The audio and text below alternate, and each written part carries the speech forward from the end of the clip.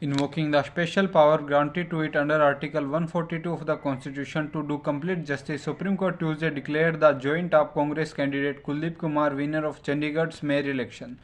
The polling held on January 30 was marred by irregularities due to the illegal conduct of the presiding officer, who had announced the BJP candidate as winner by invalidating eight votes cast in favor of his opponent. A bench of CJI D.Y. Chandrachud and Justices J.B. Pardiwala and Manoj Mishra, which examined all 8 invalidated votes and video footage of the poll, which was played in open court, came to the conclusion that the votes were valid, and returning officer Anil Masih had declared them invalid just to alter the outcome of the poll. While questioning the result declared by Masih, the apex court said there was no need to hold a fresh election as there was infirmity only in counting of votes. It said Kumar had won by 20 votes against 16 of his BJP opponent. Traffic restrictions at Delhi's border will be likely tightened Wednesday as farmers in Punjab resume their Delhi Chalo march and police scale up deployment at the capital's entry points, which have been heavily fortified for over a week. The Singhu and Tikri borders with Haryana stay sealed, but it's UP gate border that may see the biggest jams because of heavy rush on Delhi Meerut Expressway and NH9. Traffic is also likely to be hit in central Delhi because of barricading armed with tractor trailers, bulldozers, cranes and diggers. Over 20,000 protesting farmers at Shambhu and Kanori border points between Punjab and Haryana are set to resume their march up to Delhi at 11 am Wednesday. In a third such attempt in a decade, Maharashtra legislature on Tuesday unanimously passed a bill giving 10% quota to the politically influential Maratha community in government jobs and educational institutions, including those in the private sphere, barring minority institutions. Those from the creamy layer will be excluded. CM Eknath Shinde government introduced the bill on the basis of social and educational backwardness of the Maratha community established through a survey conducted under Maharashtra State Backward Class Commission. The state faces LS Lok Sabha and Assembly polls this year. Meanwhile, activist Manoj Jarang said the reservation should be categorized under OBC rather than as an independent classification, and insisted on extending it to blood relatives of Maratha who don't have a valid caste identity through a separate notification. Abrogation of Article 370 from J&K in 19 and has broadened the region's prospect of development, peace previously obstructed by dynasty politics for 7 decades. PM Modi said Tuesday in Jammu while launching over 220 projects worth Rs 32,000 crore on UT. He assured the audience at Maulana Azad Stadium that aspirations of 70 years would be released under his leadership, calling it Modi's guarantee. He urged people to give NDA 400 plus mandate in elections. Fugitive Trinamool Congress strongman Sheikh Shahjahan is singularly responsible for unrest in West Bengal's Sandesh and law and order there can't be restored so long as he is on the run. Calcutta High Court Chief Justice T.S. This said on Tuesday, adding that Mamata Banerjee government can't be supporting him. One person is holding entire population to ransom and defying law. Let him appear before court and submit that allegations are baseless, CJ said. He said that these observations were prima facie and open to arguments by state and union government when the case is heard next Monday. BJP MLA and leader of opposition Suvedu Adhikari, whom High Court allowed to visit restive Sandesh Khali, assured women there that Shahjahan would be jailed. Stay strong, you will win this battle. Do not be scared. We are with you, he said.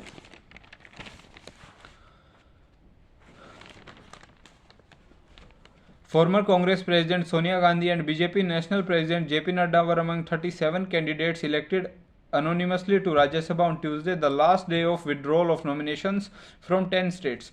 With 56 seats falling vacant, 19 will now see keen contest on February 27. BJP saw 19 of its members sail through unopposed, including Union Rail Minister Ashwini Vaishnav and new entrant Ashok Chavan.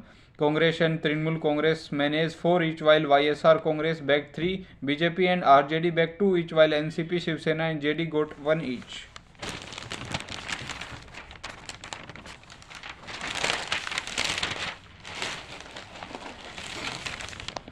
The city got light to very light rain early on Tuesday morning, and base station Safdarjung recorded 2.6 mm. Rajghat recorded 5 mm, the highest in the city.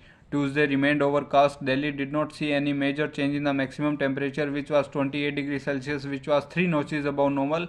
The minimum temperature was 14 degrees Celsius, 3 notches above normal, and the tad warmer than 14 degrees on Monday. The weather department said there are chances of light to very light rain with a slight drop in the maximum temperature on Tuesday. The Commission for Air Quality Management in NCR and adjoining areas pointed out that dust from construction and demolition activity was a major source of pollution. It directed agencies not to issue completion certificates to sites which were issued closer directions by the CAQM for violations of anti-pollution norms. After GRAP, two measures were lifted. NDMC on Tuesday withdrew the increased parking charges, whereas the public notices for enhancing parking fees for the parking managed by NDMC, though its own staff and by concessionary, were issued by NDMC on November 13 and 20th respectively, whereas the order for GRAP2 issued by Commission for Air Quality Management has been removed on February 19 for all actions. Therefore, public notices issued for enhanced parking fees on the above two dates stand withdrawn as per NDMC's public notice.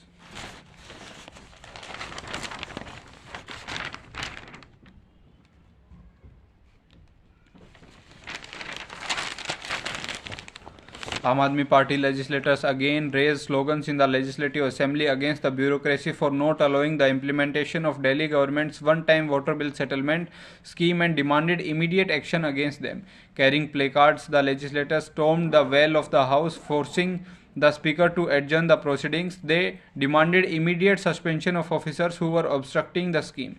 Leader of opposition Ranveer Singh Biduri, however, accused AAP MLAs of misbehaving with him and raising objectionable slogans against BJP leadership. He lodged a complaint with the Speaker Ramnivas Goyal and demanded action against the AAP legislators. No immediate reaction was available from AAP over Biduri's charge. Day 5 of Delhi Assembly's budget session started with the special mention of issues related to the constituencies of the MLAs under Rule 280. As soon as it ended, the AAP members strobed into the well of the House and raised slogans against BJP, accusing it of putting pressure on officers to stall the scheme. They demanded that the Lieutenant Governor suspend the officers responsible for obstructing the scheme.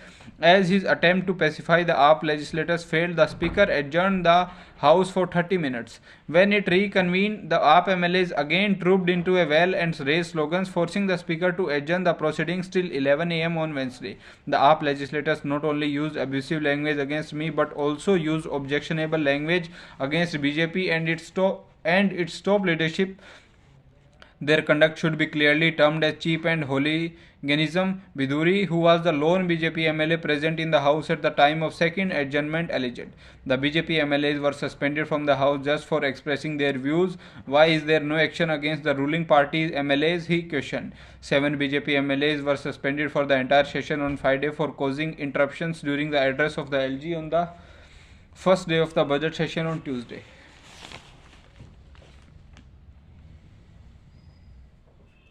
AAP National Convener Arvind Kejriwal on Tuesday said the talks with Congress on seat sharing in Delhi for the Lok Sabha elections were in the final stage and the outcome should be announced soon. Both parties are part of the opposition India bloc. Responding to questions in a press conference, the Delhi Chief Minister, however, rejected the possibility of AAP reconsidering its decision to contest the parliamentary polls alone in Punjab. He said the decision of AAP and Congress to go solo in Punjab was part of the poll strategy.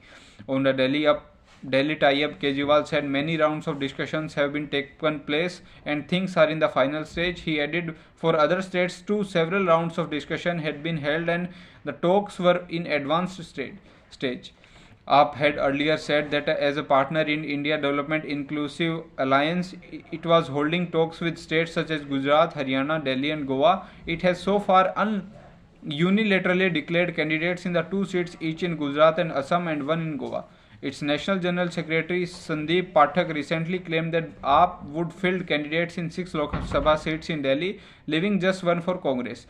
Delhi Congress then said the decision on the alliance in the cities could not be taken on the basis of a press conference. Its President Arvinder Singh Lovely said the decision of the future of alliance would be taken by his party's senior leadership and he would abide by it.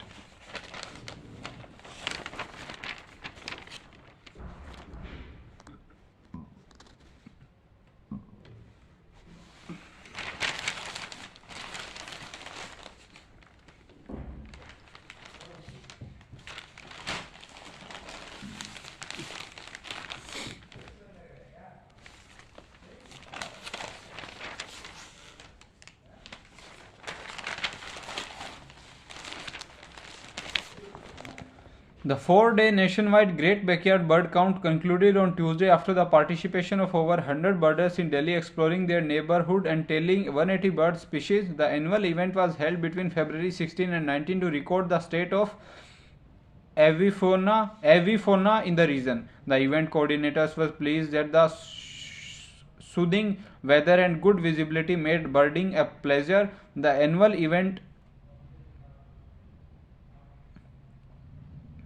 The annual event is held globally to assess avifauna health in different habitats, including residential areas and public spaces, not necessarily wetlands only. The bird habitats and localities covered included, among others, IIT Delhi Yamuna Biodiversity Park, Sanjay Van Najafgarh Jheel, Guru Govind Singh, Indraprasth University, Chila Khadar, this and this. According to the organizers, while the final tally will be ready in April, the birders who uploaded their checklists from different corners of the city on the eBird website recorded 180 species of water and terrestrial birds, both resident, migrant and migratory. Last year, over 100 species of birds were counted in the region. Among the birds sighted the GBCC this year were the Eurasian collared dove, eastern kettle egret, red-nabbed ibis, black kite, white-throat kingfisher, this and this. According to information from eBird, the habitats where the species density was found to be highest were Yamuna Biodiversity Park Phase 2. The Yamuna Biodiversity Park Phase 2 is a classic example for the restoration of an active floodplain, said Dr. Fayaz Khudsar, head DDA Biodiversity Program, which restored a paleo channel of about 100 acres and brought back grasslands. By doing this, we created a mosaic of restored habitat in the floodplain for many species of aquatic and terrestrial birds, facilitating their roosting, resting and nesting. Some birders hoped for better coordination next time in future GBC could be organized so that we were able to cover more campuses, said birder Pankaj Gupta while referring to the campus bird count as subsidiary of a Great Backyard Bird Count. Parents of students who needed to travel to Delhi for writing the CBSE boards expressed apprehension about traffic chaos at the borders because of the renewed protest called by farmers. While some parents decided to stay the night overhead at some relatives' place near the exam center, others have pinned their hopes on the city's transport lifeline, the metro. My sons and this and this.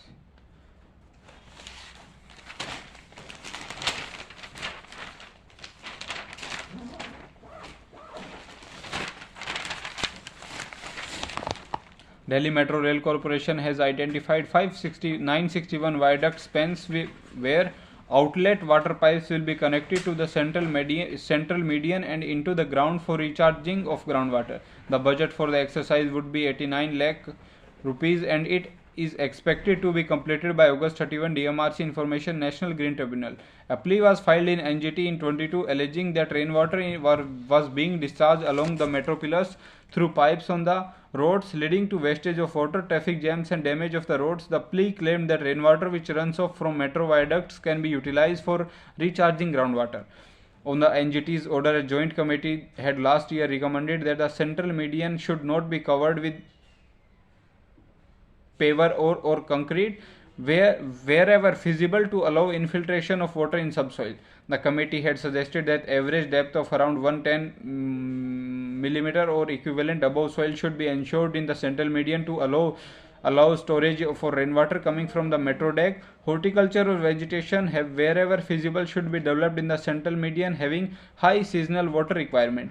Based on the Joint Committee's recommendation, DMRC in a report dated February 20 informed that out of total 7,000 viaduct spans, 961 viaduct spans were outlet water pipes will be connected to the central median for recharging of groundwater. However, there are 1100 spans where storage depth of 110 in central median is unavailable and the approximate cost of creating storage depth in these spans will be around this. The report added that there were 262 spans where it is feasible to make the median unpavered with 110 mm storage depth. Beside, DMRC has 96 spans where horticulture is not present and can be developed in the central median. It said PWD is undertaking the development of horticulture. At present, the provision of rainwater harvesting is available at 64 stations, 4 sections and on central wards between Pyres and 12 other locations of Delhi Metro. In the upcoming 3 priority corridors under Phase 4, Delhi Metro will make arrangements for rainwater harvesting at all elevated stations being constructed. A total of 52 recharge pits with a total recharge capacity of 1400 cubic meter have been proposed for the elevated stations of phase 4 which are under construction.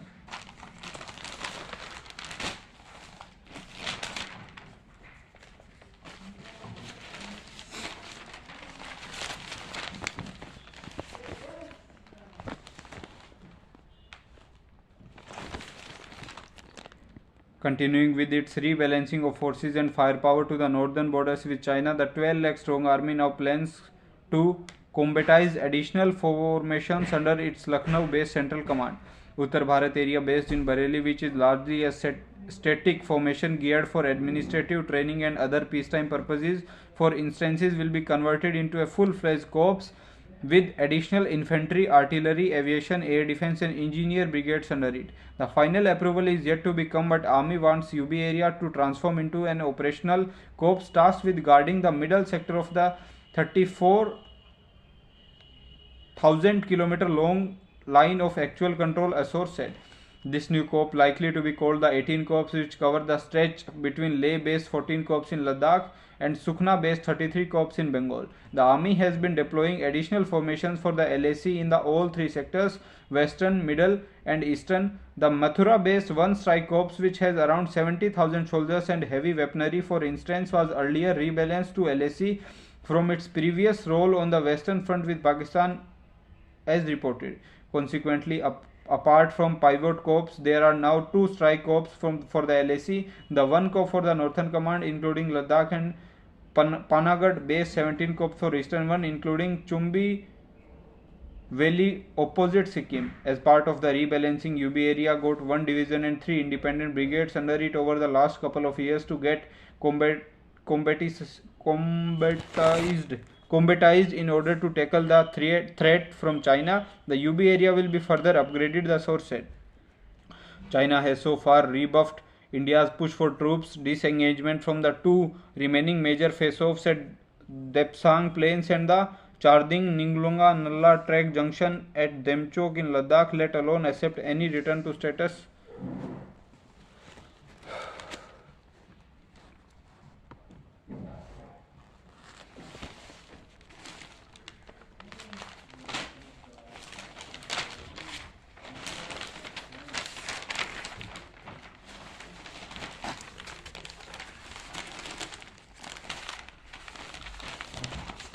Acharya Vidyasagar Maharaj attained Samadhi and left a soul saddened. His life is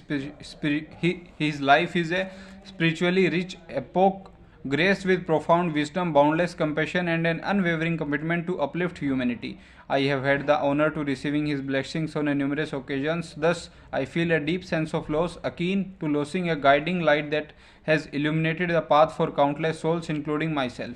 His warmth, affection and blessings were not just gestures of goodwill but profound transmissions of spiritual energy, empowering and inspiring all those fortunate enough to have come in contact with him. Pujya Acharya Ji will always be remembered as a Triveni of wisdom, compassion and service. He was a true tapasvi whose life epitomized the ideals of Bhagwan Mahavir. His life exemplified the core principles of Jainism, embodying his ideals through his own actions and teachings. His care towards all living beings mirrored Jainism's profound aspect of life. He lived a life of truthfulness, reflecting Jainism's emphasis on honesty in thought, word and deed. He also led a very simple lifestyle. It is due to stalwarts like him that the world continues to be inspired by Jainism and the life of Bhagwan Mahavir. He stood tall among the Jain community. With his impact and influence were not limited to only one community. People across faith, regions and cultures came to him and he worked tirelessly towards spiritual awakening, particularly among the youth.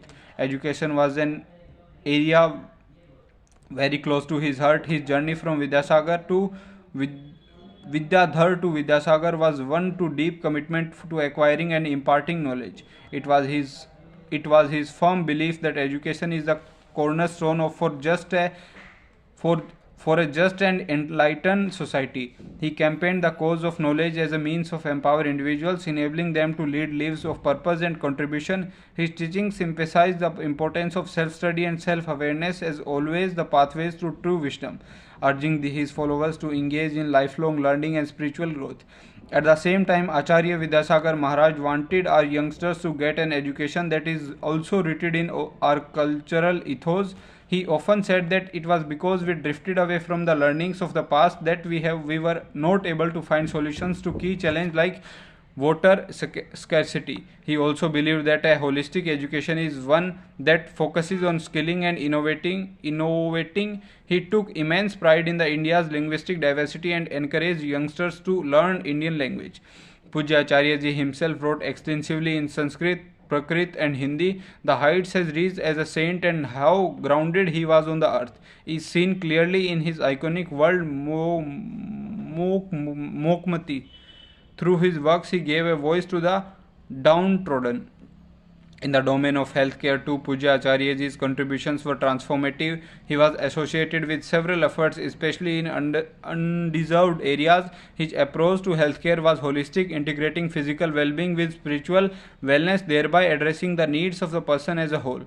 I would especially urge the coming generations to study intensively about Acharya Vidyasagar Maharaj's commitment to nation building. He would always urge people to rise above any partisan consideration and instead focus on national interest. He was one of the strongest votaries of voting because he saw it as an expression of participation in democratic process. He advocated healthy as well as clean politics, even saying that policy making has to be about people's welfare, not self-interest. Defending India's ties with Russia, Foreign Minister S. Jaishankar said everyone conducts relationship based on their past experiences and Russia has never hurt India's interests. The minister also said India's purpose of Russian oil had helped stabilize the energy market. If I look at the history of India post-independence, Russia had never hurt our interests. The relations of power like Europe, the US, China and Japan with Russia, they have all seen ups and downs. We have had a stable and always friendly relationship with Russia, said the minister in an interview to a German daily. And our relationship with Russia today is based on this experience. For others, things were different and conflicts may have shaped the relationship. We, on the other hand, had a politically and militarily much more difficult relationship with China, for example, he added. The minister said if no one had purchased crude from Russia and got supplies from other countries, prices in the energy market would have shot up even further. Global inflation would have been much higher and that would have been a huge political issue in lower income countries, he said. On being asked if India could mediate in the Russia-Ukraine conflict, the minister said India is open to the idea only when it is approached. When asked if India would like support from Europe in the border conflict with China, he said his point was just as I do not expect Europe to have a view of China that is identical to mine. Europe should understand that I cannot have view of Russia that is identical to the European one.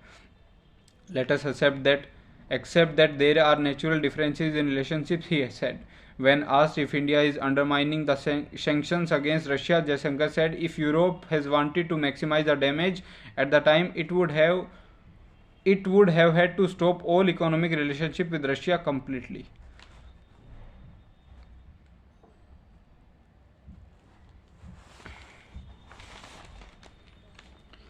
Union Information and Broadcasting Minister Anurag Singh Thakur has condemned the attack on media freedom in West Bengal, where a TV journalist reporting on Sandesh Khali was arrested while terming the incidents unfolding in the state as a shame of humanity. On Tuesday, Thakur said the incidents unfolding in West Bengal, Sandesh Khali, is a shame to humanity. The police and state administration are providing protection to the perpetrators. Despite having a woman chief minister, how long will women of the state have to suffer? I would request Mamata Banerjee not to suppress the freedom of press. He added that coercive action against journalists is nothing new in West Bengal. The stifling of freedom of expression in West Bengal is unfortunate and amounts of the murder of democracy. The TMC government is flouting constitutional norms, he added. The minister said the West Bengal government is trying to cover up the truth as to how women are feeling insecure under Mamta's rule.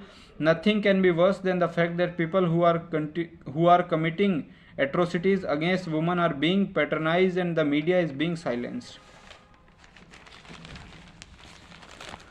Tejas Mark 1A prototype flew with digital fly-by-wire flight control computer for the first time on Tuesday, just days before the deliveries of the improved indigenous fighter are supposed to begin to IAF. Under the rupees 46,000 crore contract inked with the Hindustan Aeronautics in February 21, 83 Tejas Mark 1 have to be delivered to IAF in February 24 time frame. Officials admit there is a slight delay but say at least 2 jets are likely to be delivered by March end, with a few more to follow by year end. Defense Ministry said DFCC, developed by Aeronautical Development Establishment, was integrated in prototype LSP-7 and is successfully flown on Tuesday, which is a significant development towards Tejas Mark 1 program. All critical parameters and performance of the flight controls were found satisfactory, it said. IAF has so far inducted 40 Tejas Mark 1 jets. The improved Mark 1A version of the single-engine jet includes advanced mission computers, high-performance DFCCs, smart multifunction displays, advanced electronically scanned array radars, and advanced self-protection jammers.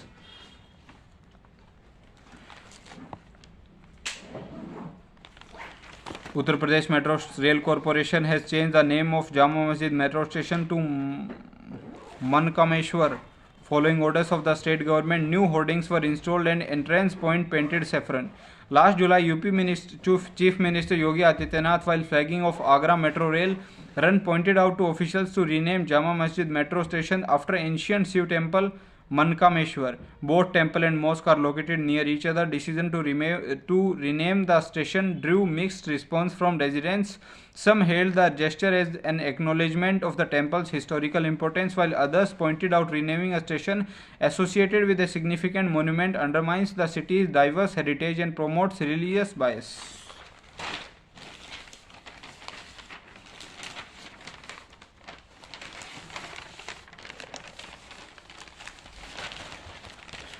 BJP circles are abuzz with possibility of Congress Navjot Singh Sidhu returning to the saffron fold and ex-cricketer Yuvraj Singh being fielded from Gurdaspur parliamentary constituency. Although Sidhu has close ties with Rahul Gandhi and Priyanka Gandhi Vadra, BJP leaders feel he might rejoin his former party and could potentially become a Lok Sabha candidate from Punjab. BJP functionary Somdev Sharma, while emphasizing that Amritsar Lok Sabha constituency is a stronghold for BJP, expressed confidence that Sidhu can be a winning candidate if the party chosen to field him. Congress Raman Bakshi dismissed the possibility of Sidhu joining BJP. A leader who keeps hopping from one party to another loses his charm and credibility, he said. On Yuvraj buzz is that he may replace actor Sunny Deol as BJP candidate in Gurdaspur. An indication of this is his meeting with Union Minister Nitin Gadkari, said Sharma. Earlier too, BJP has fielded celebrity candidates from here, Vinod Khanna and Deol. Union Home Minister Amit Shah on Tuesday pitted BJP's vision of Sarva Pratham Bharat against India Bloc's family-oriented goals, asking for support for PM Modi's leadership in Lok Sabha polls. Shah was speaking at Prabhujan Sammelan in Jaipur, his third destination on a day-long trip to Rajasthan's Bikaner, Udaipur and Jaipur to kick off the party's Lok Sabha poll campaign. Under the leadership of Modi ji, BJP has a single-point aim of building Sarva Pratham Bharat and a nation that guides the world. In stark contrast, the other side has self-serving agendas like Sonia Gandhi's push for son Rahul Gandhi as PM, Lalu Yadav's aspirations for his son Tejasvi Yadav as Deputy PM, Uddhav Thackeray's ambitions for his son as CM, and MK Stalin eyeing his son's politically rise, said Shah. Throughout the program, people in the jam-packed hall chanted "Ab ki baar 400 par" and "Jai Shri Ram." CM Bhajalal Sharma and Deputy CM Diya Kumari and Premchand Bairwa also attended the meeting. Shah asked the audience if people focused on promising their families can truly serve nation's interests, uplift the improvised, bolster the economy and support farmers. Their sole purpose in politics is to further their family's interest, whereas Modi ji is dedicated to nation's interests, said. Taking a jibe at India, Blok Shah said his meetings have been reduced to mere photo opportunities. Opposition, despite lacking camaraderie, is compelled to contest against Modi. Even though they lack leadership and strategy, they sit together in a line during their meetings, Shah said. Underlining some of PM Modi's significant achievements, Shah said abrogation of Article 370 in JNK and enabled even youth girls to hoist the tricolor at Lal Chowk in Srinagar. Last year, over 2 crore tourists visited JNK and not a single case of stone pelting was reported. We have banned 13 organizations and dismantled the terrorist ecosystem, Shah said. He also credited PM Modi for elevating India's economy from 11th to 5th largest globally in the past 10 years.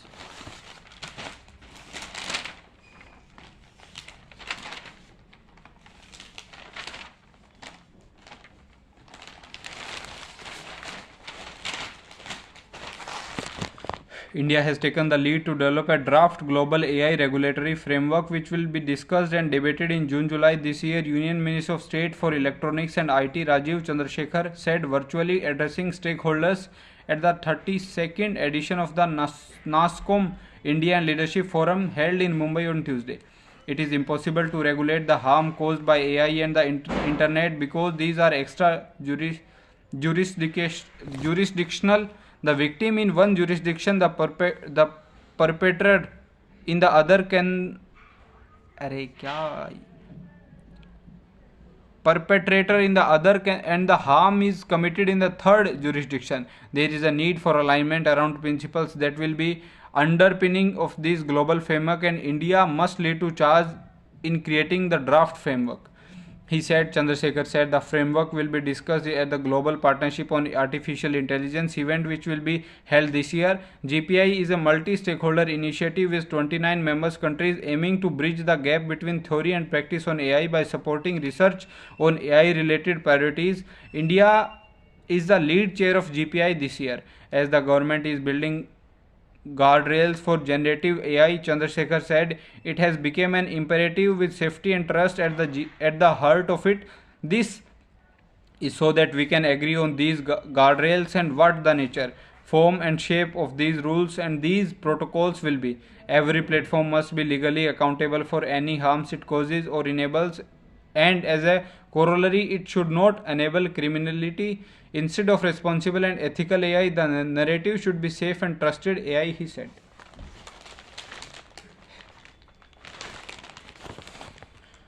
Government has given us a separate reservation which crosses 50% ceiling and which does not stand to the scrutiny of law, said Manoj Jaran.